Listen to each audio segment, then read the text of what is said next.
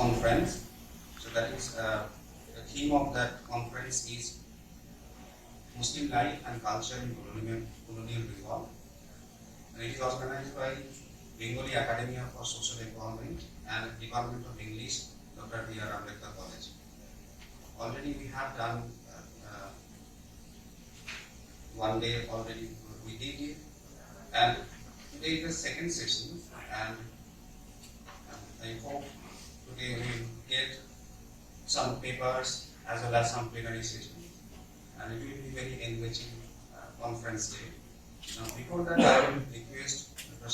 Sabina Shoaib Madam, Assistant Teacher of Political Science, Mountain Girls High School, to recite a poem to begin the sessions. নির্ভয় করবে মঙ্গল করো নিরলস নিঃসংশয় করবে অন্তর মম বিকশিত করো অন্তর দর্বে। Good morning everybody.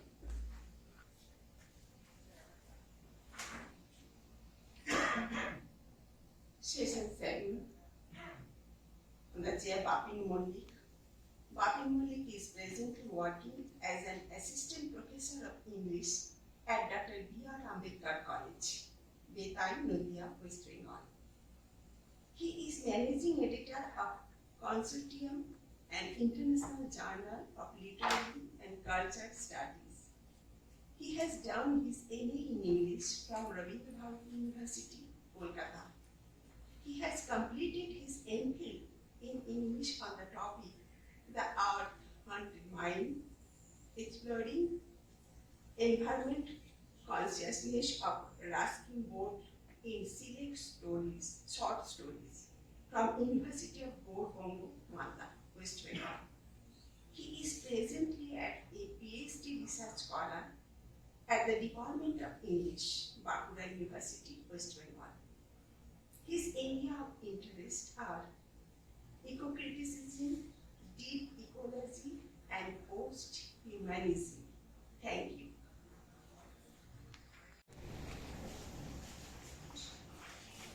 In this session, we have 5 papers.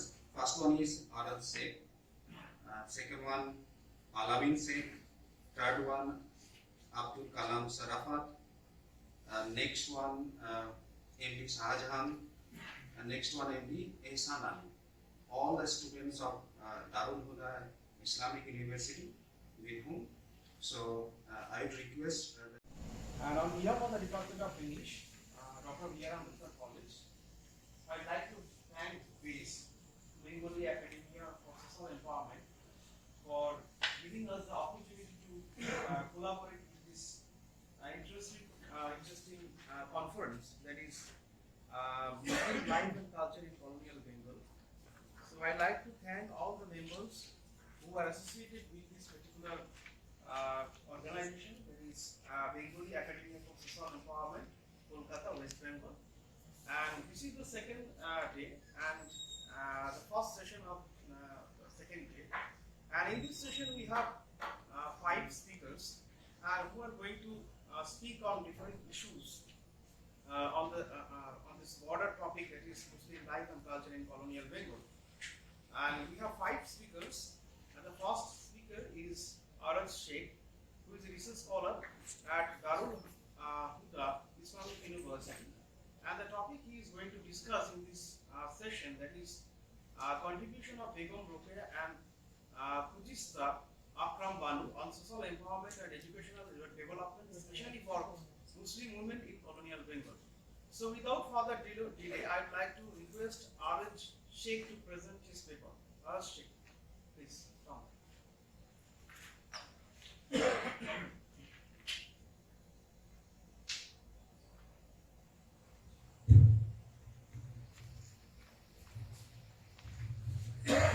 One thing, please try to conclude your paper within 10 minutes. Okay. Assalamu alaikum wa rahmatullahi ta'ala wa barakatuh. Peace be upon you all. Alhamdulillah Rabbil Alameen. As-salatu was-salamu ala ashrafil mursalin wa ala alihi wa sahbihi ajma'in. Amma ba'd. Thank you all. I am so happy and immense pleasure to be here to participate in such kind of programs with great personalities. So I feel glad and prestigious. So my topic is this program, this conference is contributions of Begum Ruqayya and Khudista Akhtar Banu on social empowerment and education development, especially for Muslim women in colonial Bengal. So firstly, this conference, my paper, I divided in six parts. So firstly, I will explain in front of you their biographies, and after that, their literatures, and after that, educational work, and after that, shackles of women in that period. And next, social changes, and after that, aftermath, and what happened after that. So firstly, I will introduce this topic. So this paper aims to show us the relevance activities of Begum Ruqayya and Khudista Akhtar Banu for Muslim women in colonial Bengal. So we will explore in their biographies and legacies and educational work, shackles of women, social changes, and after that, aftermath, and what happened, what the opportunities and influence of Bengal Muslim women after they got educated from the schools and universities. So, firstly, I will explain the first phase. First phase, I will explain the biography of Begum Ruqayya. So first, she was born in 1880 at Perida Band Rajput, Rangpur district of West Bengal. She was known as Begum Ruqayya. She was well-known Bengali feminist writer, educationist, and social reformer from British India. She was a pioneer of women education in Bengal and leading figure in Bengal Renaissance. She is also considered to be the first feminist writer in Bengali literature and the first Muslim woman in Bengal to openly advocate for the women's right for their educational thinking.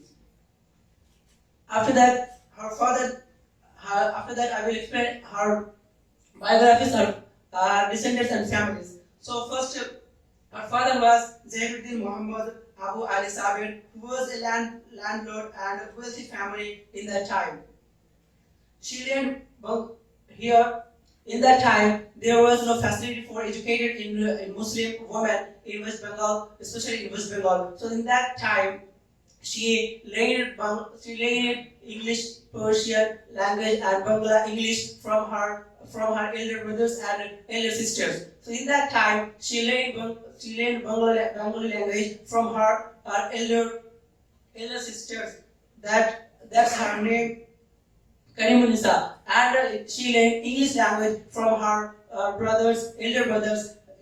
That name, his name was Ibrahim Sabir. And after that, she got married in 16 years with one widow person who was nearly 14 years. That's the name Bahadur Sayyid Sakhaut Hussain. And after that, she passed away on 9 December 1932. After that, literature. After that, I will explain some major literature's work, and she was also famous in short stories, novel writing, and poem writing, and also different types of essay. In that time, she wrote in her book different types of essay and short stories, and to show the people the women's rights, and what kinds of rights are for women, and what can do in society. So firstly, literature is book, a novel book, Sultana's Dream. It was published in 1905. It is a marvelous novel that imagines a world that women are in the power and the people and the men are oppressed.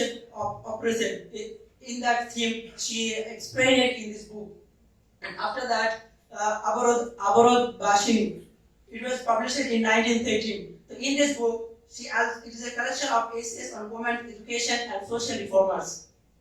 And next on Padmaraj, it was published in 1923, a novel about a young woman who overcome many obstacles and shackles achieve her dreams of education and independence. So in this types of literature book, she explained the human rights and what kind of thinking, what kind of work they can do in society. That kind of thing she also explained in his literature work. After that, her educational work. So firstly, association. She made different types of association. The first one, Muslim Girls Association. It was made in 1910, and schools. She also built up a school in Calcutta, Bhagalpur in 1990. That Sakhavat Memorial Girls High School. And magazines. She also published different kinds of magazines, and in different topics. He also read in this magazine women rights and different kinds of shackles in that magazine. And after that, challenges. She also protested against the system and sati system in that time. So it is my first phase, and after that I will explain the second phase. That which is the Akhtar Banu. She was born Sohrawardi family in Bengal in Mendipur, Bengal in 1872, Medinipur district in 1872. She was also well-known Sohrawardi, but also known as Sohrawardi Begum. She was a famous feminist writer and social reformer. She also learned Persian language, Arabic language, English language, and also Urdu language from her own father. Because that time there was no facility for education system especially for women in that time. Because they think that women only they can sit alone at home, and they cannot come out from the house and from the house to learn education from schools and other things. So that time they learned from her father, brother, and elder sisters. She was also Indian first lady to pass Syria Cambridge examination. Also first Indian to be appointed as examiner by the prestigious Calcutta universities. She got married with her first cousin, Zaid Sohrawardi, who was jurist served as a judge of Calcutta High Court. And lastly, she was passed away in 12 January in 1912, caused by influenza. There is a story of her background. In that time, when she established school in her village Calcutta. In that time, she was going home and convinced their father to send their daughters and boys to her school for learning and to learn them what kinds of rights for women and the extra. And I will explain educational work. She also made association, school, and challenges and book. So firstly, association, women rights activists. In this association, she juxtaposed the people together in a shadow of education and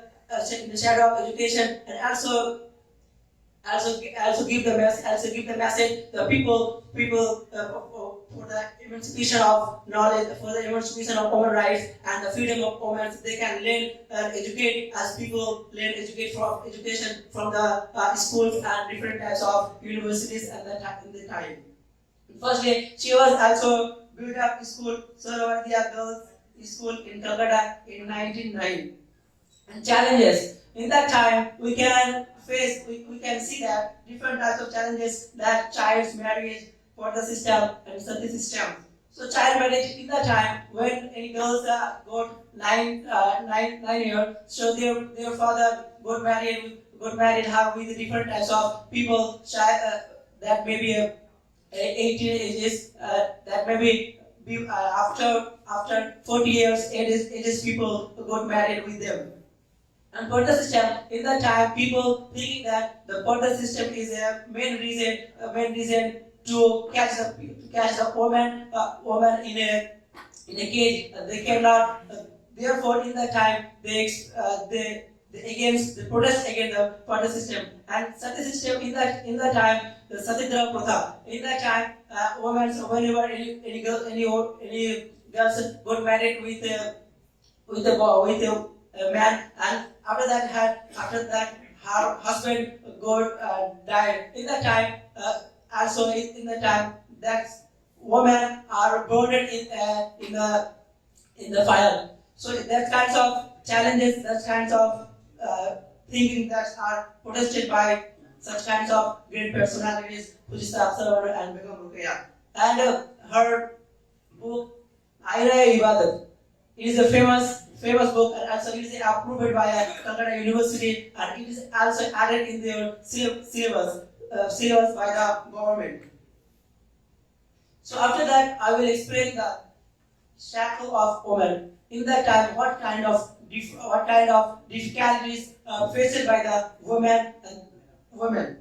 So firstly, they had no right to learn education as men. So in that time, the thinking that we have no right to get educated from schools. Therefore, their parents do not allow them to get educated. And difference, they pass their one times at home lonely. So in that time, they live at home only. They cannot come out from their homes. And child marriage, birth system, and such system, and domestic violence. In that time, if they got married with any man, so there will be difficult in their home, and there no anybody to protest against domestic violence. Therefore, they kill their daughters, and also their wives. So that kinds of challenges, shackles faced by women in colonial Bengal. So aftermath.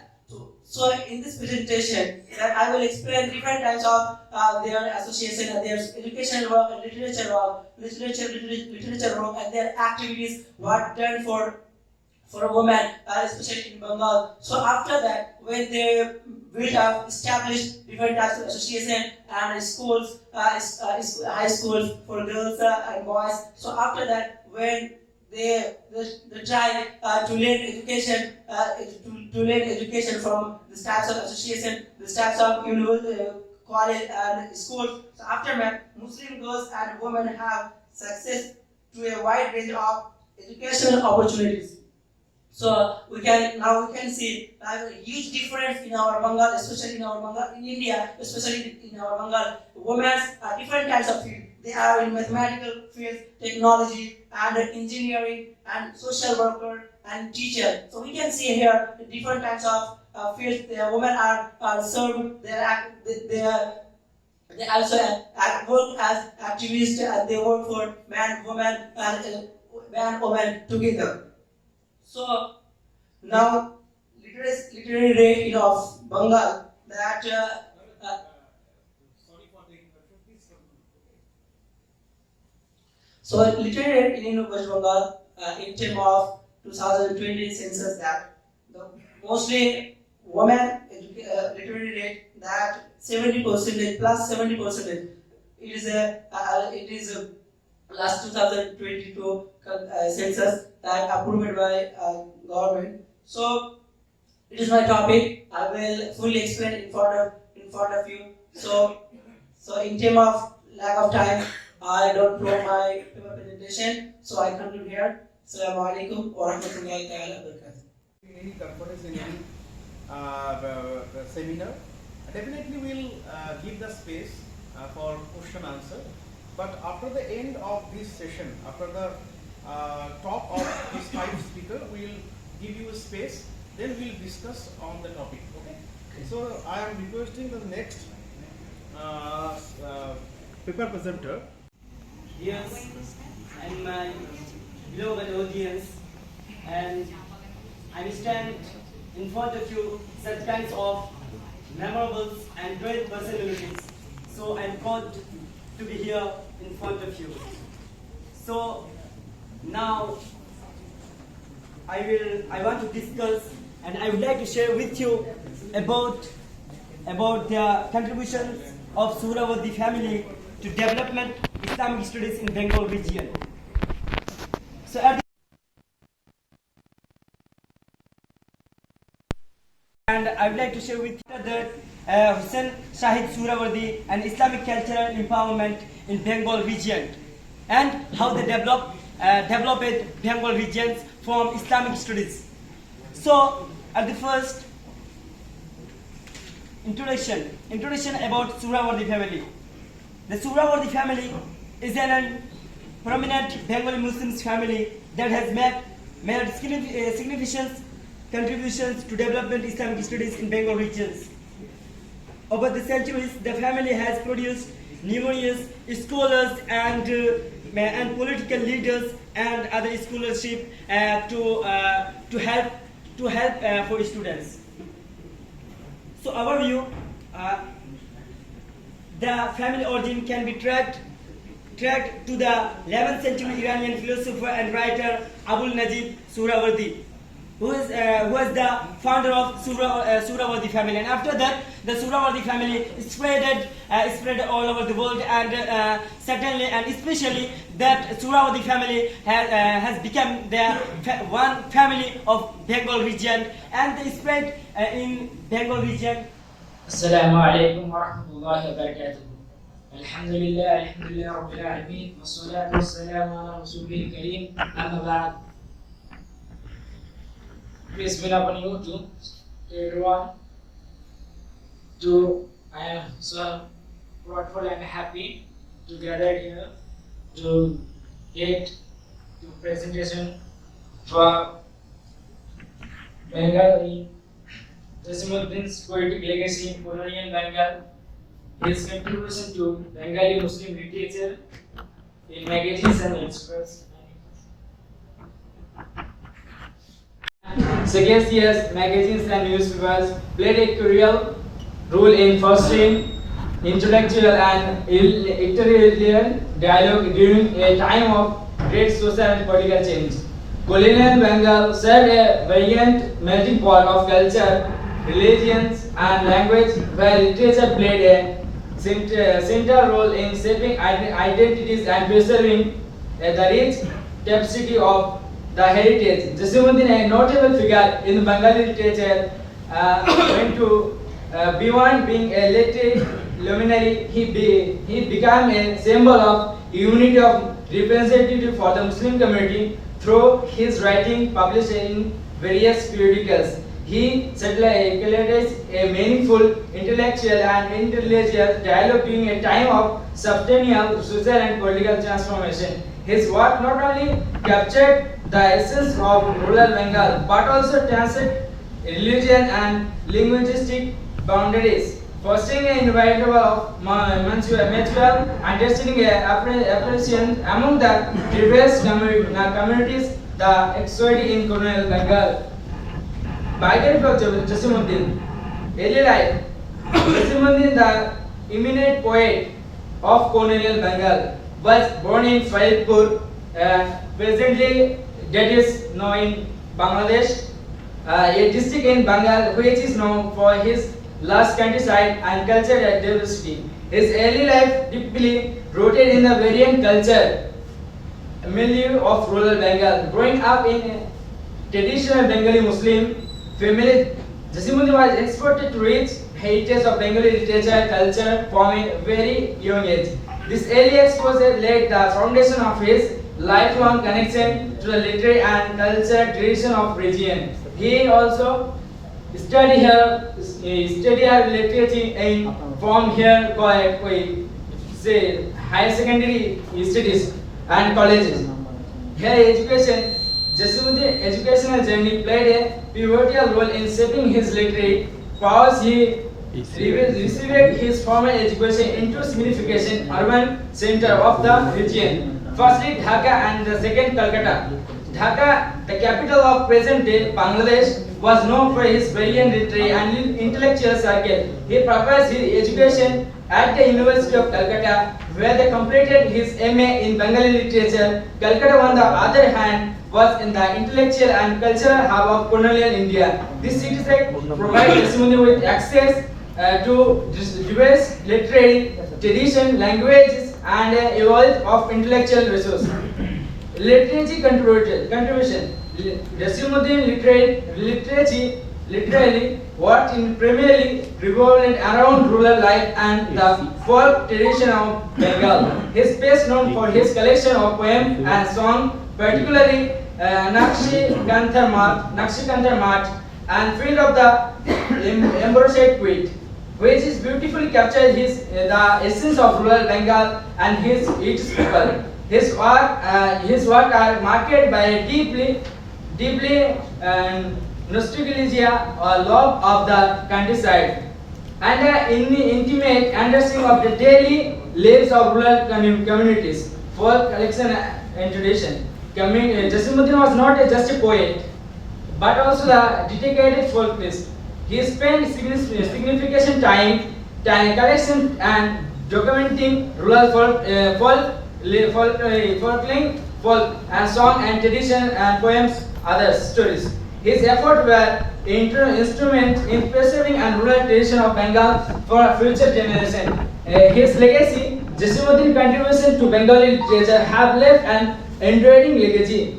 He is celebrated for his ability to bridge the gap between urban and rural culture, and his writings have continued to inspire generation of poets and writers. He is often regarded as a polycobi of rural birth for his profound impact on the rural literature. Recognized, Jasimuddin received several awards and honors during his lifetime, including this President Award for his contribution to Bengali literature. His poem and song continue to be popular and have been adapted into various forms of media, such as his awarded Independence Award in Bangladesh.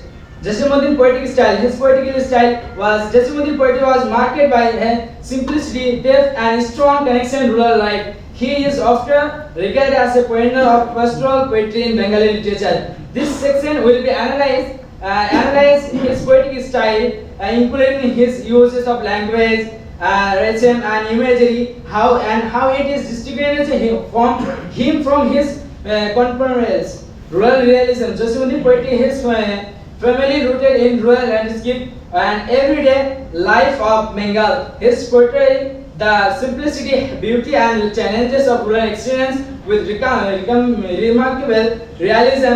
His poem often depict the lives of farmers, fishermen, laborers, and the rural inhabitants, counting their struggle and joys. Folklore and tradition. His poetry is deeply entwined with the Bengali folklore and tradition. He draws extremely from local folk songs, stories, and cultural practices, influencing his work with a authentic folk flavor. This connection to the folklore makes his poetry relatable and resonate with the common people. Natural imagery. His imagery was Jasimuddin poetry frequently employs natural imagery to convey emotion and things. He uses his elements of nature such as river, field, and season as a metaphors of explore human experience and emotion. These uses of nature lends vivid as consequently to his verses nostalgia and longing. The prevalent theme in Jasimuddin poetry is nostalgia. He often expressed a deep longing for the simplicity and innocence of life, rural life. This nostalgia for the past and the various tradition is a recognizing modification and the nostalgia in his traditions. And the human emotion, his poetry is rich in human emotions and human experience, love, loss, joy, and sorrow, and depicted with poignancy and etc. His verses resonate with readers due to the universal themes and relatable in human experiences. And the simplicity and accessibility. Jasimuddin poetry is known for his simplicity and accessibility. His associates complex and orient language, making his work easy to understand and appreciate even for those who are not well versed in literature. Use of traditional form. He often uses traditional Bengali poetic form such as Kabigan and Baul. To convey his message, this tradition form added cultural authority to his poetry. And the last, social and cultural community, will celebrating role like an a traditional Jesuiti poem also classes discrimination and his charging dynamic of rural society, marking his works and society relevant. And the themes in Jesuiti poetry.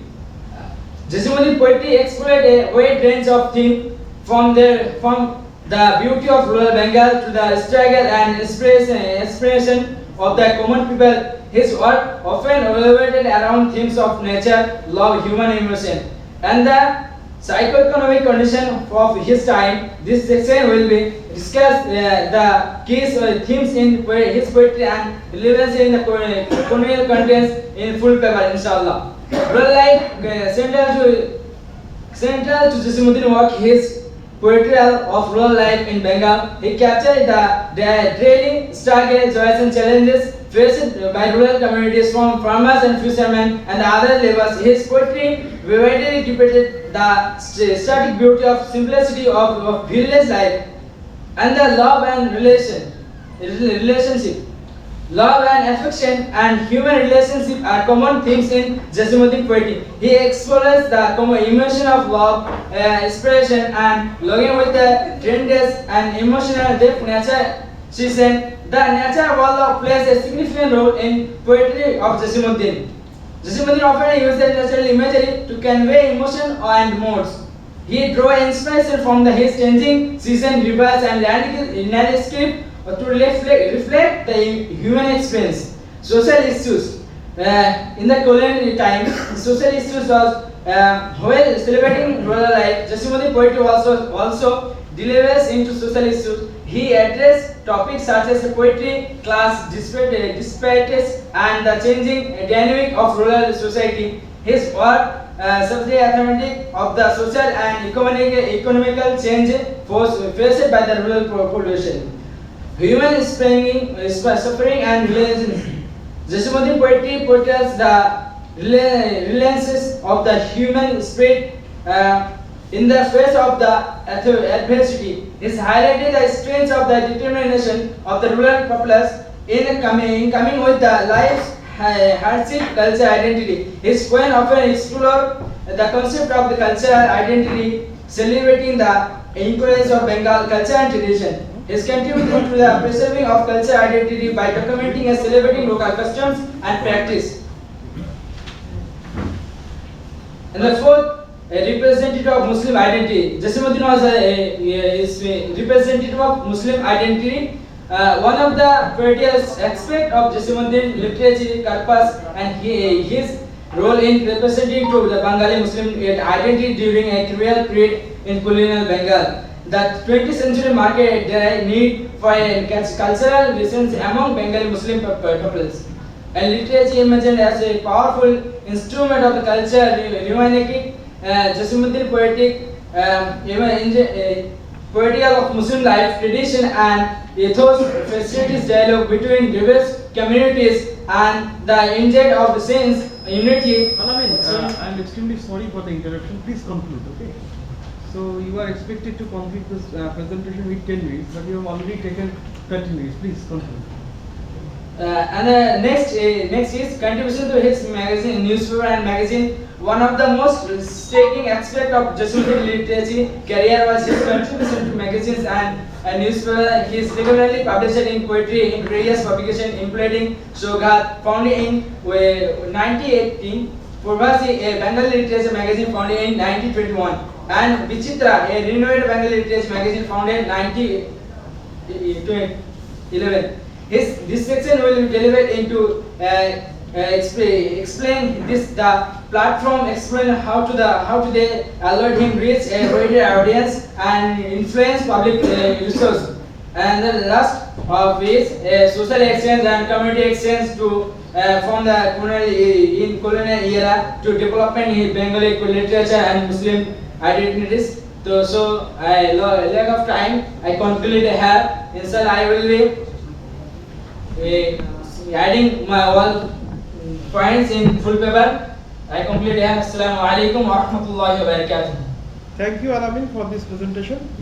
So we are moving to the next speaker, next paper presenter, Abdul Kalam Sharafat, who is a student of Darul Islamic University, and the topic he is going to discuss today in this session, that is educational development of Muslim in colonial Bengal. So before the presentation, I would like to request Abdul to complete the presentation within 8 to 10 minutes. Okay. So just try to focus on the key issues that you are trying to present in your paper. Assalamu alaikum wa rahmatullahi ta'ala wa barakatuh. Nice. Offering all kinds of respect and honor to the special dignitaries, distinguished personalities, beloved friends, ladies and gentlemen. Today, really I feel blessed and bedazzled, and also feel privileged in front of such kind of luminous and a beautiful audience like you. Firstly, I would like to pay a bunch of thanks to Almighty Allah, who blessed me with this opportunity. Alhamdulillah ala kulli hal.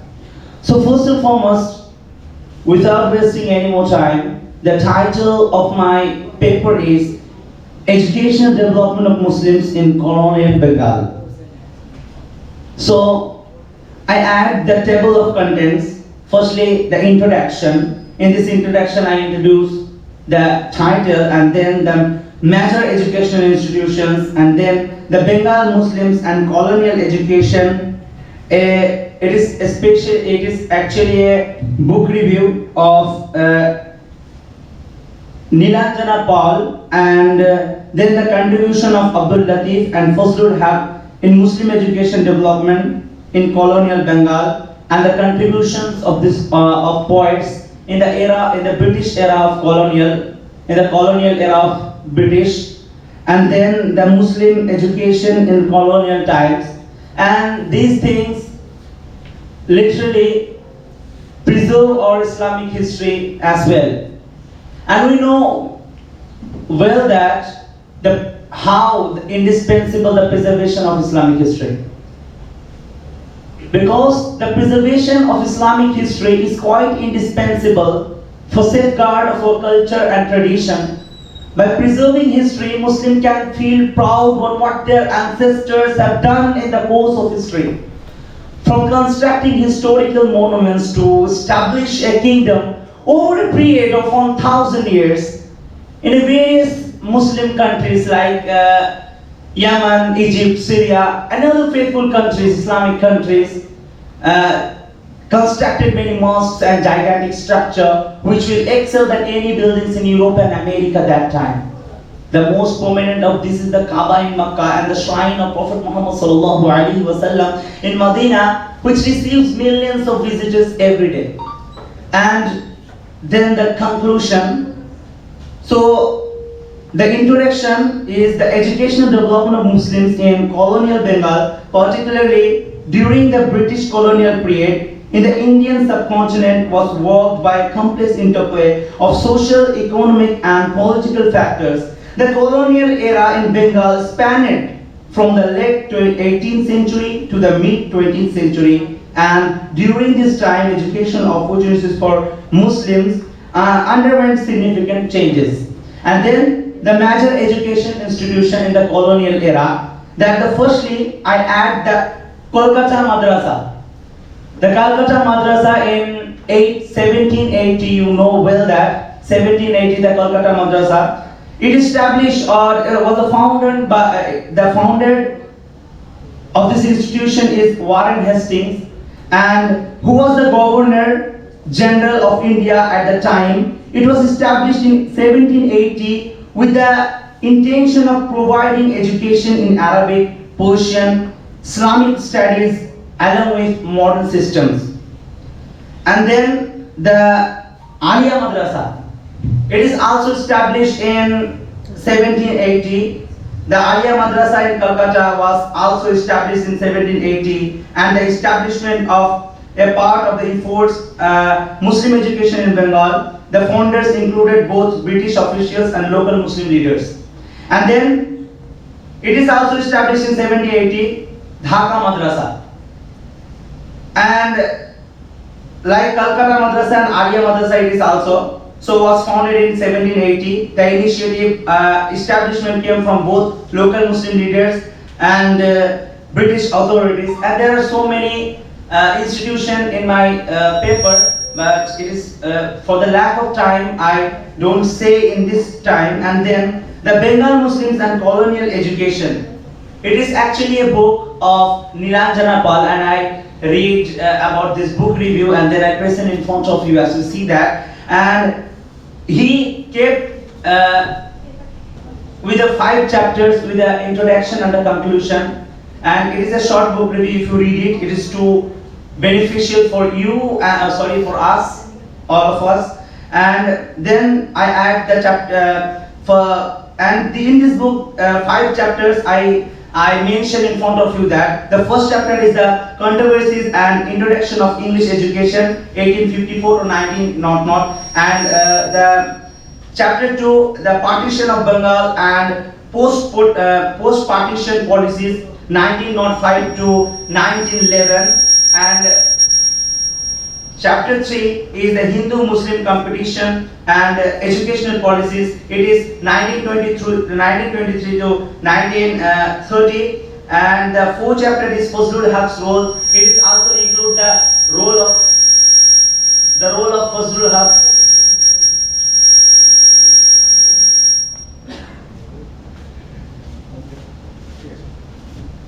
It is also include the role of Fazlul Haq, and the last chapter is the spread of education among Muslim women in 1930 to 1947.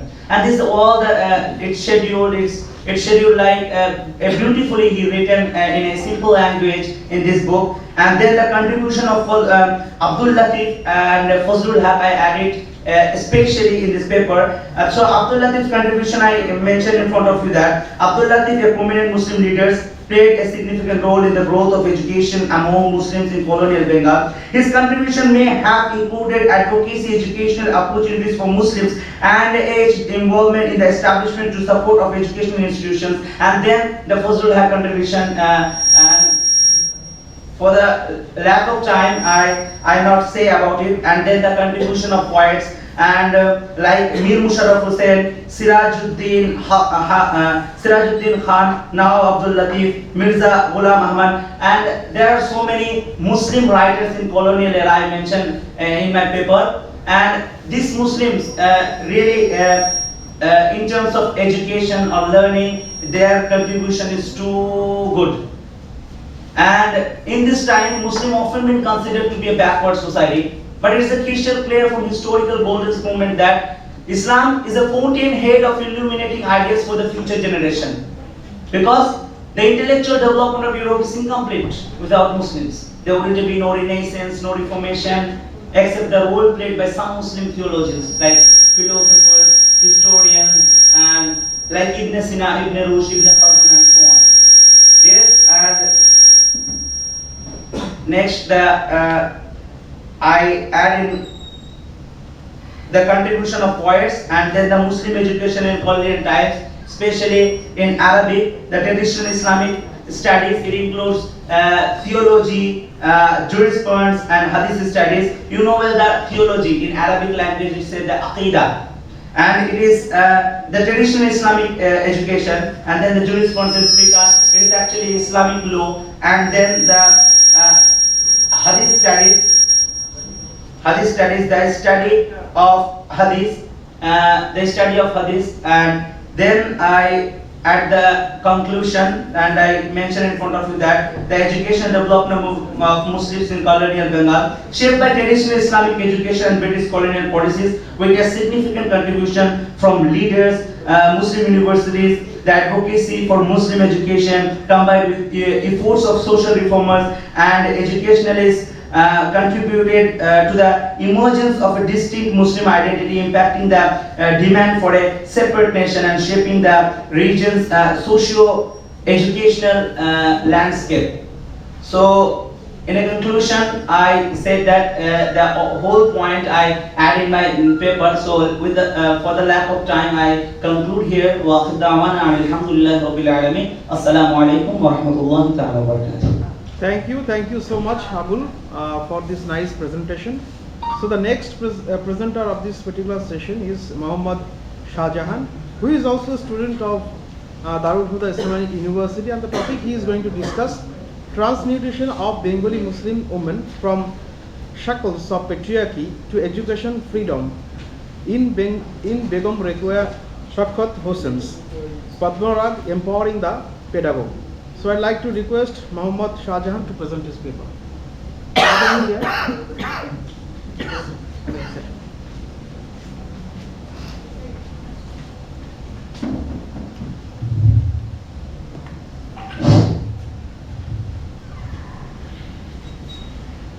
السلام عليكم ورحمة الله وبركاته. نحمده ونصلي ونسلم على رسوله الكريم أما بعد. Good morning everyone to a fantastic and marvelous two-day international conference on Muslim life and culture in Bengal, in colonial Bengal. So I'm happy and privileged to be here with you with a fantastic and great personalities from various universities. So firstly I want to introduce myself, then I want to just share two sentences on campus because the time is very short. From the guest has given just 10 minutes to share my points on the theme. So without any delay, I want to introduce myself. So my name is Muhammad Shahjahan from West Bengal. I am studying in Darul Huda Islamic University located in Birbhum, Darul Huda Islamic University. So I am a student of degree first year students in that campus. Then I want to share two sentences on my campus. So Darul Huda Islamic University provides an academic meeting point and Islamic educations and modern forms of knowledge. Two kinds of knowledge, Islamic knowledge and modern knowledge, are provided in that campus. Then, as a Islamic institutions aiming to produce new generations of Muslim scholars capable of bearing the privileged responsibility of Islamic propagations in modern era. Then I'm going to my topic. The time is very short, so my topic is transmutations of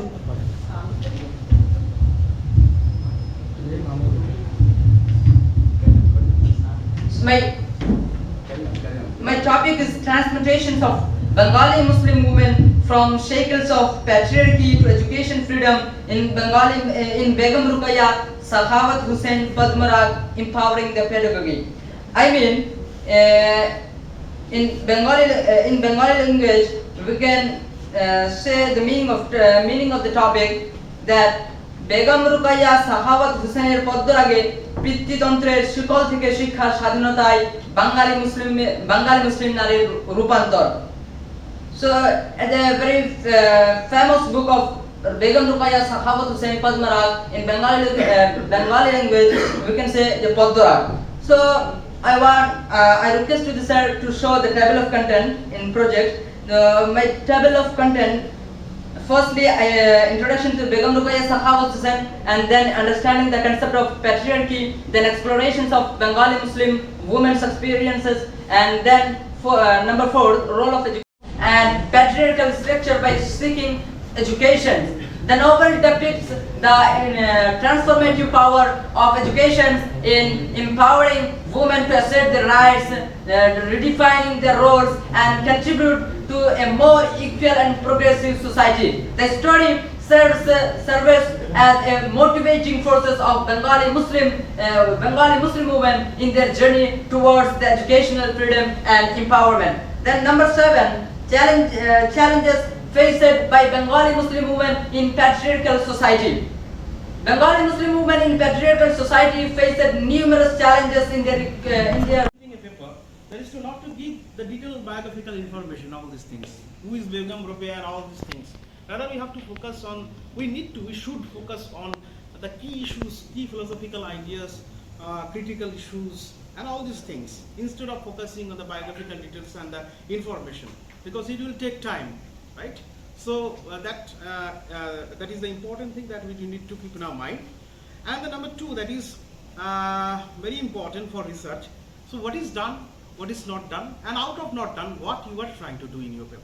So these are the three important things that we need to keep in our mind, because while facing interviews for PhD and other, expert will ask this question: what is done? That is literature review. What is not done? And out of not done, what you are doing, what you are experimenting, what kind of thing that you are experimenting, you are trying to give through your presentation, through your paper, through your research, right? Okay, so with this I'd like to conclude this session. So thank you so much. Thank you everyone. So we'll move towards the next session. Okay, over to you. So thank you very much, Mr. Bapin for chairing this session.